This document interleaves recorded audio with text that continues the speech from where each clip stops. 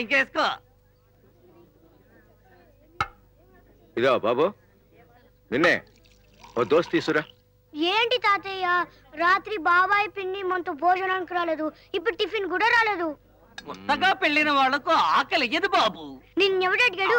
ప్రతి దానికి పెద్ద మనిషిలా ఇంటర్ఫీర్ అయిపోతావు. అలా గడ్డి పెట్టి బాబు, టిఫిన్ ఖర్చు తగ్గుతుంది. అరే బాబు, నీళ్లు.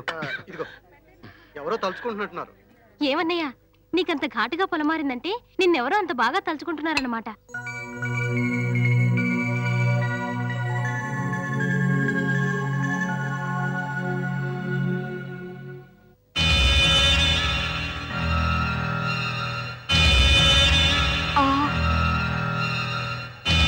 నారాయణ, సత్యనారాయణ, ఏమైందిరా?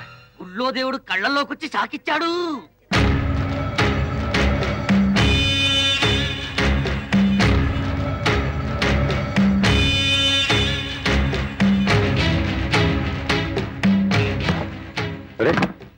ఏంటిది అడ్డంగా కూర్చుంటావు?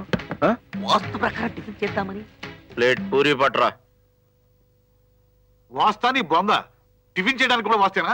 అవును, వాస్తు ప్రకారం తూర్పు వైపు కూర్చుని టిఫిన్ చేయమని మా బామ్మ చెప్పింది. అయ్యో అంకుల్, మీరు కూర్చున్న తూర్పు వైపు కాదు, పడమర వైపు. కావాలంటే చూడండి, సూర్యుడు పడమరకు వస్తున్నాడు. I know it. సూర్యుడు ఎటువైపు ఉంటే అటే తూర్పని మా బామ్మ చెప్పింది.